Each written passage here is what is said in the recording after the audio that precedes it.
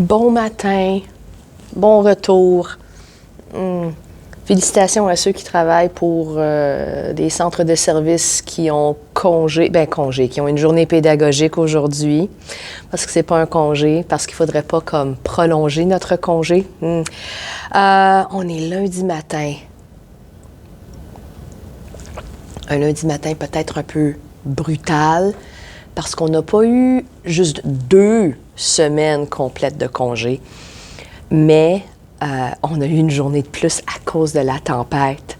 À cause de la tempête vendredi qui était une journée bonus. Oh, j'étais tellement contente.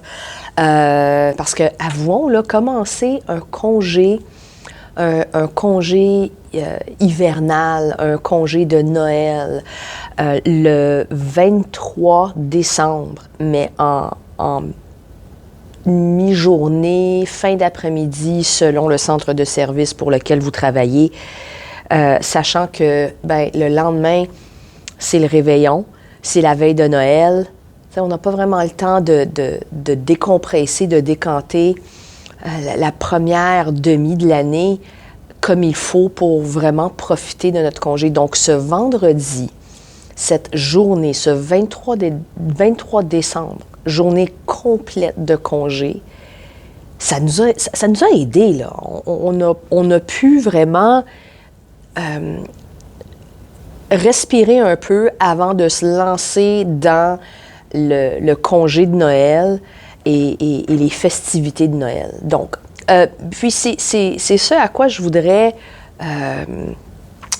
c'est le sujet de la vidéo d'aujourd'hui. Je suis encore à moitié endormie. Il me faut une autre gorgée de café. Je sais que pour plusieurs centres de services, aujourd'hui, c'est une journée pédagogique. Et certains centres de services, commissions scolaires, school boards, ne veulent pas donner de journée pédagogique après le congé de Noël, sous prétexte que certains voudront prolonger leur voyage, leurs vacances et rester comme dans le sud, à la maison. Sais-tu quoi? Premièrement, il y a moyen de prendre des présences lors d'une journée pédagogique. Ça se faisait. Puis, sais-tu quoi? Si on est considéré professionnel, s'il y en a qui veulent prolonger leur congé puis rester à la maison, ou au lieu de faire du présentiel, travailler à la maison puis se préparer calmement, pourquoi pas?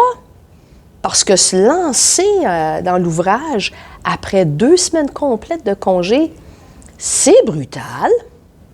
C'est un peu rough, comme on dit en bon québécois. C'est un peu rough. Il y a une YouTubeuse qui parle de la réalité au travail et des messages qu'on laisse pour dire, on est en congé, on ne travaille pas, on est out of office. On n'a pas le moyen de faire ça, nous autres, rester out of office pendant une journée de plus pour qu'on puisse se rattraper dans l'ouvrage qu'on a à faire parce que, OK, je veux pas parler uniquement là, de moi, là, mais certains ne travaillent pas, plusieurs ne travaillent pas pendant le congé de Noël. Donc, supposer qu'on va recommencer, qu'on va se relancer dans l'ouvrage, qu'on va se remettre au boulot immédiatement la première journée en revenant d'un congé, c'est un peu ridicule, non? C'est supposer que le monde se préparait pendant les 2 semaines de congé. Donc, moi, je suis comme l'exception à la règle parce que je suis la genre de personne qui va faire de l'anxiété si elle ne s'attaque pas à l'ouvrage, à la préparation, puis mes collègues sont arrivés. Donc, je vais faire ce cours. Parce que je sais qu'ils voudront me dire bonjour, me souhaiter bonne année, puis tout ça. Puis en passant, quand tu n'as pas vu des personnes pendant 2 semaines, tu as le droit, le 9 janvier, de leur souhaiter bonne année. OK?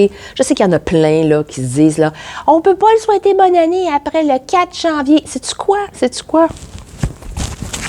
Je vous donne permission. Vous avez le droit. Honnêtement, rentrer un lundi matin, après 2 semaines solides de congé. Tu sais, moi, je l'ai mis à mon agenda pour les élèves aujourd'hui. Mollo. On y va mollo ce matin. Il n'y a pas grand ouvrage. On écoute, on se remet dans le bain. Parce qu'il n'y a pas juste nous là-dedans. Hein? Il y a les élèves. Puis je suis sûre aussi que les élèves, là, ils vont trouver ça difficile ce matin. Sur ce, mesdames et messieurs, je garde ça court aujourd'hui. Je vous souhaite une excellente journée, un bon retour au travail pour ceux qui reviennent comme moi un lundi matin. Et on se revoit très bientôt.